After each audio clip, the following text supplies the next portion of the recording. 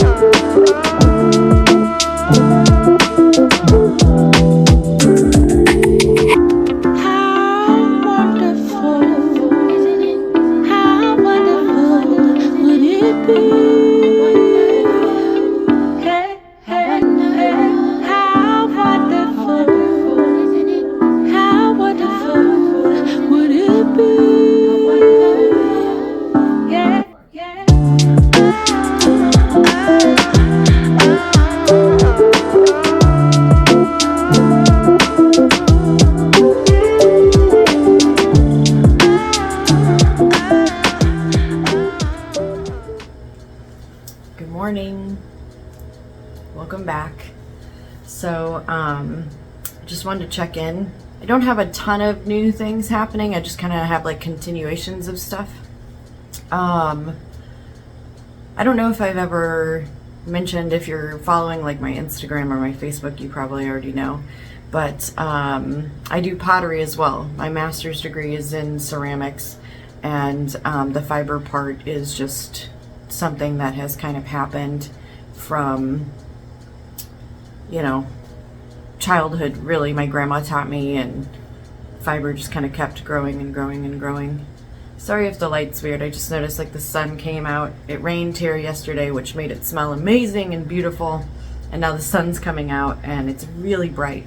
So hopefully the camera will find its adjustments.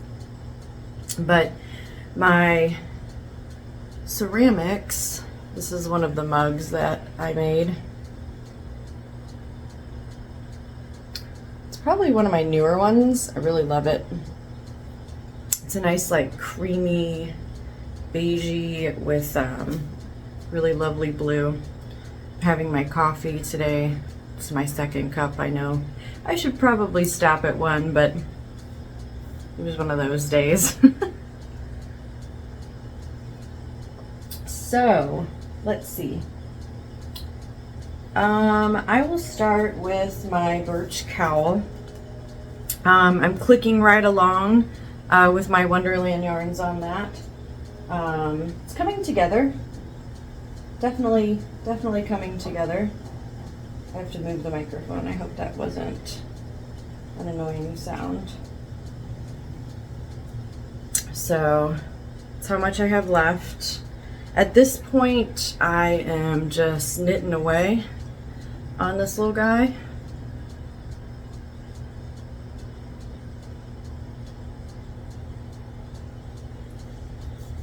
I don't know how far along I am. I haven't really been measuring. So I'm just repeating rows 13 and 14, I think, until it gets to like 15 inches or something. Yeah, 15 inches or so. So I've got a little ways to go with my salt and pepper cowl. But I think it's coming together. It's really lovely and soft, and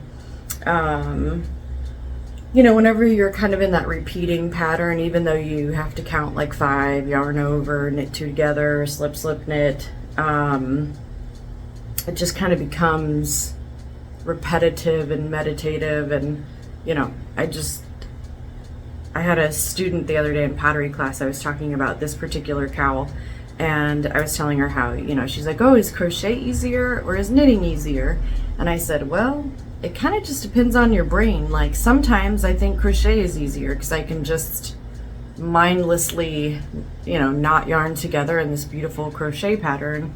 Whereas sometimes I think like if you're just knitting or purling, that's, you know, that's just as easy too.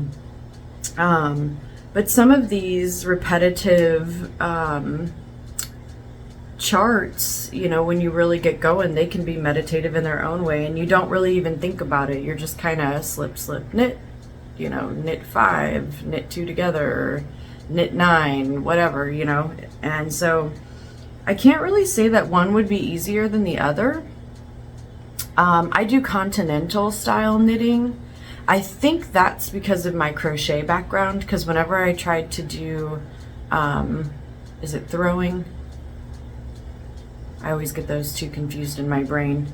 I couldn't get my hands to work. So continental was it. Like when my friend Lorian, who's also the knitting teacher at Weave and Wobble, when she taught me how to continental knit, it was like, see you later, I'm gonna knit all the things. So I'm truly grateful that she noticed I needed that and helped me learn. So that's my cow. So it's clicking right along. Like I said in the beginning, I am slow as molasses, so just bear with me as I knit things. I'm just not a fast knitter or crocheter. It's something I love to do and I'll do every day, and goodness knows if it'll be 30 minutes or 30 hours, right? Like, it just depends. Now, let's see. I think last time we talked, I was getting ready for the knit along with Lorian and the group. And so I was doing gauge swatches with that Yakima yarn. So I used a 3.5 millimeter needle for this one, and it was supposed to be 4 inches by 4 inches, and it is 4.5 by 4.5. So I went down to 3.25 millimeters and I got my 4 inch by 4 inch swatch. So I just had to gauge down a needle set. And so we started that on Saturday. Very exciting. It's always like a lot of the new knitter, like if you've never done a sweater, it's nerve-wracking. I don't know why. We always just worry and overthink everything, like we're gonna screw it up along the way. So we have like a little text message group where we can send pictures or questions and things like that. So hopefully everybody, they seem like they have cast on and they're going to town. And just a recap, we're doing this Plymouth yarn sassy v-neck sweater. I'm actually doing it in the pumpkin spice like the picture shows, but one of the ladies is doing it in like a pewter gray, and 2 other ladies are doing it in the pine green, which was my other choice. But I figure I'd go with the pumpkin spice. It just felt very autumn, and I'm just ready to feel very autumn at this time. I'm not feeling ready to like decorate for autumn yet. Like I'm not ready to put out the pumpkins or you know, put the fall leaves down or anything like that. Like it's still very much green here. It's still like the days, today is actually gonna kind of be lovely. It'll be like 70, almost 80 degrees Fahrenheit, and then the mornings are supposed to be like really nice, like high 50s, low 60s. So that feels very, very autumn to me. And I feel like this pumpkin spice color just kind of like is helping me get in the mood for autumn. So this is that Yakima yarn, the pumpkin spice color. It's showing it pretty true. It's a little bright in the video. So like this is actually a little less orangey and more rust color, if that helps. But I feel like cameras nowadays always kind of oversaturate colors than what they truly are. So yeah, I'm using my 3.25 Lantern Moon needles. So it's panels. So like right now, this is going to be the back panel of the sweater, and I'm doing the bottom 2-inch rib. So I'm almost there, and then it'll just be stockinette all the way up. So that'll be really meditative. I think I'll just knit, knit, knit, knit, knit, knit, purl, purl, purl, purl, and you know, just kind of fall into my meditative mode for that one. And then last time I had picked my crochet color for my blanket, and I've just been kind of working at that a little bit at a time. I don't have a ton of whips that I work on at once, but I kind of do get fixated where I'll, like right now I've kind of been on the knit along because I know that we have like 25 days until the next class. So I was hoping that my back panel will be done by then. So we'll see how that goes. And then the blanket is just for fun. So I'm trying not to lose my little hook here, my little loop, but you know, it's moving right along. You can see where the pink is starting to move in. It feels kind of retro, like now that I am working with the pink, like the orange and the pink and the teal. I don't know, it kind of has this like retro 60s or 70s vibe to me. My husband really likes it. I think he'll probably end up using this blanket a lot. We always end up, I make a blanket and then it becomes like the popular blanket in the house to use, especially when we get into like fall and winter and all that stuff. Really hope that we have some snow this winter. We used to have more snow when I was a kid on the ground, and now I feel like we don't. I feel like it snows and it's gone with like the same day. So I hope this winter we have, I don't know, just a little bit more white winter wonderland feel, and I can wrap this around me and put my coffee in my mug and go to town. So I don't have a ton of followers yet or anything like that, but I know that some of you do follow me, so feel free to comment on what you think. What do you think of the colors of the blanket? You know, do you like them? Do you not like them? Why? I miss that part of college, actually. Like when I teach college classes and we do critiques, it's always fun to get people's opinions of work. When you're alone all the time, you don't have anybody to ask opinions of other than my dog, my Stella. I ask her opinions a lot, but she kind of sleeps on the job. So she's not very opinionated on the work. Okay, so the moment I've been waiting for. Last time I told you that I had some exciting stuff on the way, and it's here. So I ran by the shop today and I took some video, so I'll try to, I'm still trying to get good at this editing thing, so be gentle with me on that one. I'll try to add some footage of whenever I was at the shop, of it on display. So I got Knitting for Olive. There we go. Knitting for Olive. So exciting. Okay, so it's out of Denmark. I've heard about it a ton. It is nowhere, like, I can't go to a shop to see it unless I drive like 5+ hours from where I live.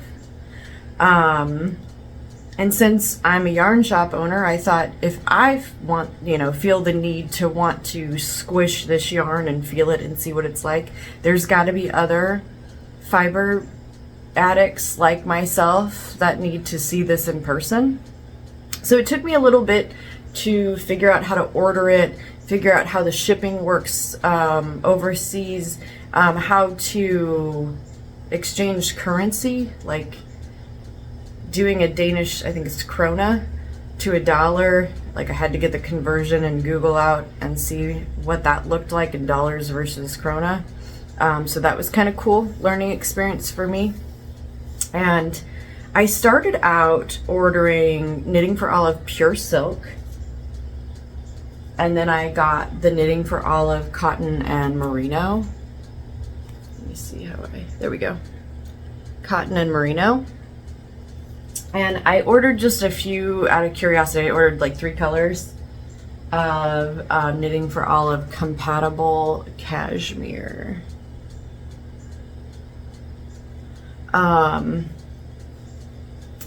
So let's talk about some of the specs on these. Okay, so we'll start with the Cotton and Merino.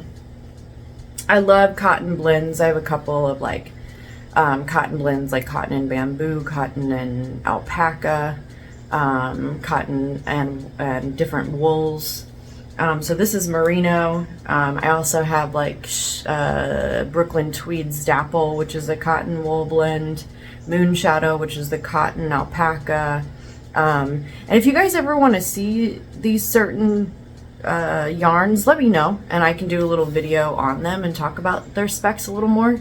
And then I have the bamboo pop, which is the cotton and bamboo. That one's a really big seller.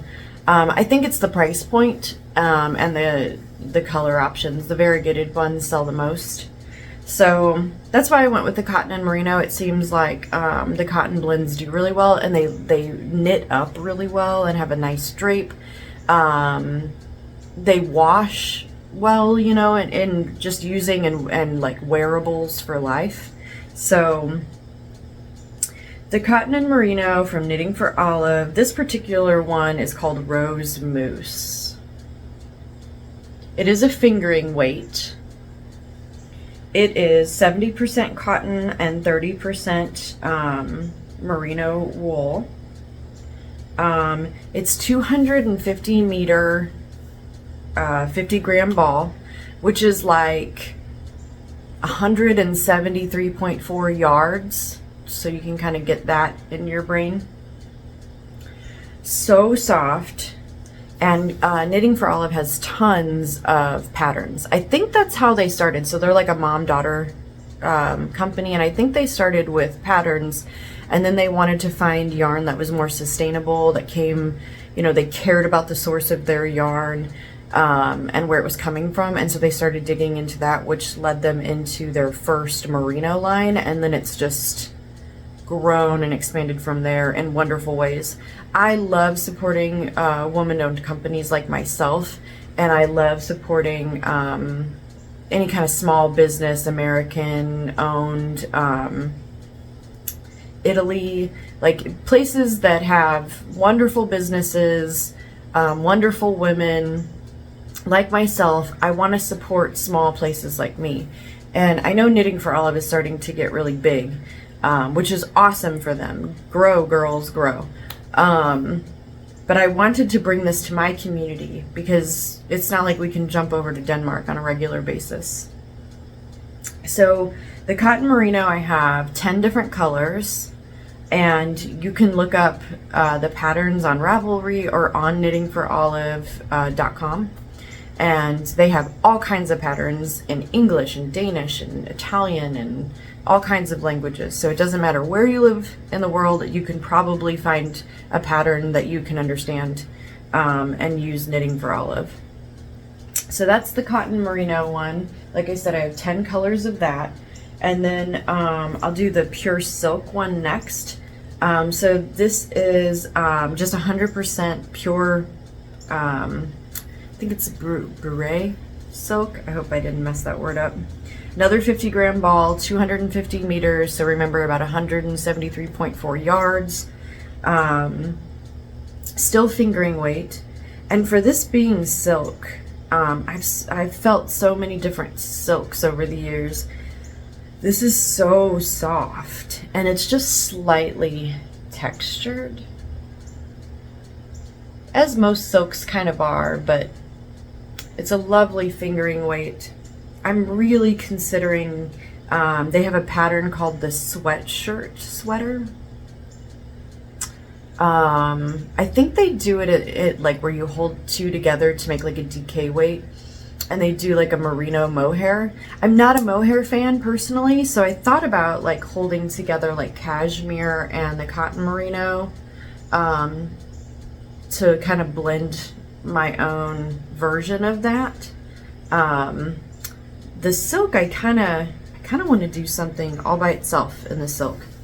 I'll have to look. There was a designer that used their pure silk yarn, and that's what kind of put them on the map, I think, like worldwide. Like it really like took over when they did a pure silk option for Knitting for Olive. I'll look that designer up and I'll try to figure out who it is. It's been a while in my memory. And then last but definitely not least, I love cashmere. the compatible cashmere. They don't have a ton of colors in it. I bought 3 because they're pricey. They're a 25-gram ball, so 150 meters, fingering weight, probably 164 yards approximately. This is the linen color. I have a love affair with linen, and I have a love affair with the natural color of linen. So that's why I picked this one. And then on top of that, this is cashmere. And I mean, cashmere, like, it's just so good. Like, I almost have to do like a sample ball so that people can just come in and like rub it on their face, because it is so soft. So I really want to do that sweatshirt knit pattern with this, and I think the cotton merino. I just have to figure out what color I want to do. It's a hard decision. So, oh, I forgot to mention the prices, so that way if you guys are interested, you can always let me know. And I ship wherever you are. You just have to pay for shipping. So the 25-gram balls of compatible cashmere are $15. And then the 50-gram balls of cotton merino are $10.50. And remember, that's about 273 yards. And the pure silk is the same, 250 meters or 273 yards, 50-gram ball, pure silk, and these are 13. So I think they're really awesome price points. Like, once I really broke it down, I was like, you know, for being such a small business, like, they've really made this an affordable set of yarn that's sustainable, that's coming from kind of a smaller company. Like, that's hard to do. So well done, Knitting for Olive. Like, you're doing it. Like, keep up the great work. So let's see, I went over our knit along sassy v-neck sweater. Still working on that birch cowl. Crochet thing is moving right along. Oh, one last thing. So I'm sure many of you, like myself, watch tons of knitting podcasts, and I feel like I love so many of them, so it's hard just to pick a couple. But specifically, I watched, did you guys watch Nikol, which is the Pinecottage? I think she's out of Ohio, which I love that she's from Ohio, because that's where I'm from, and not living there now, and sometimes I miss, you know, places and pieces of that. I feel like she's very real, very relatable, and so I watch a lot of her stuff. She just did like a project thing through Hobie, and I love how real she was about it. She's like, got this sponsorship, they're sending me this yarn, I'm gonna do this free pattern, try it with me. She does it, and then when she gets done with it, she's like, I don't love this pattern, I'm frogging it. And she's like, she's gonna take it out, and she's like, I'm gonna do something else with this yarn. And it makes it so real, because so often we spend time making stuff and then we're like, this is not working. So then you kind of let it sit there like it's gonna fix itself or something.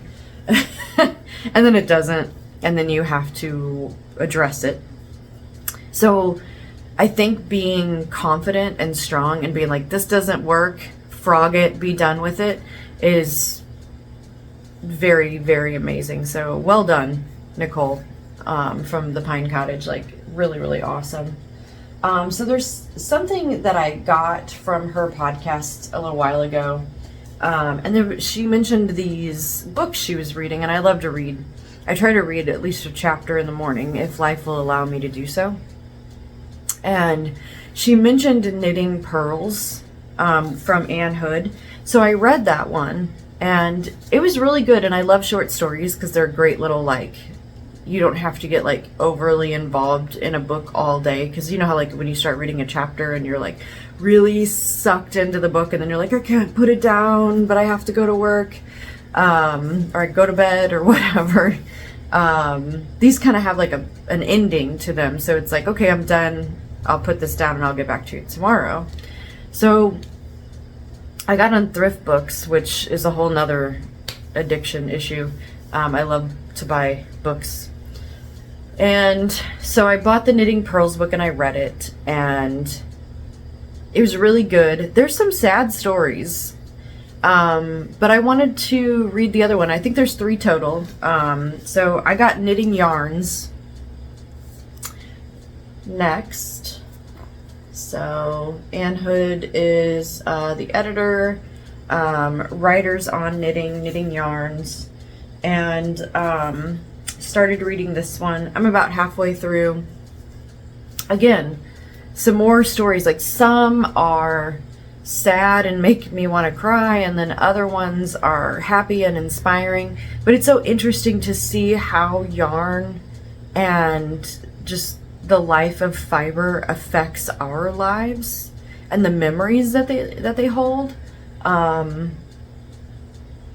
I never really thought about it. I just have always made stuff out of yarn, and I use it and I love it. But, you know, once I started reading these books and then I looked around at things that I've crocheted and whatnot through my life, because crochet is what I started with,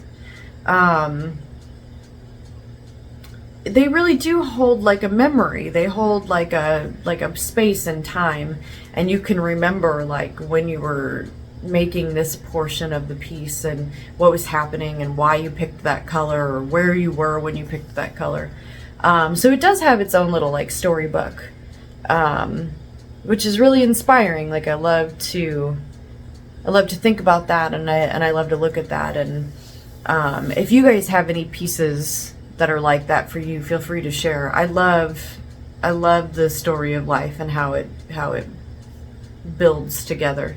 So yeah, that is everything. So I'll try to edit some stuff up, and I'll try to show you some shopping at the store of those new things. And if you have any questions about any of the yarn or any of the projects, let me know. I'm really enjoying like sending this information out to you guys in this format. It makes it more fun than just like social media stuff all the time. So until next time, I hope you all are well and are enjoying the seasonal changes. So until we meet again, ciao.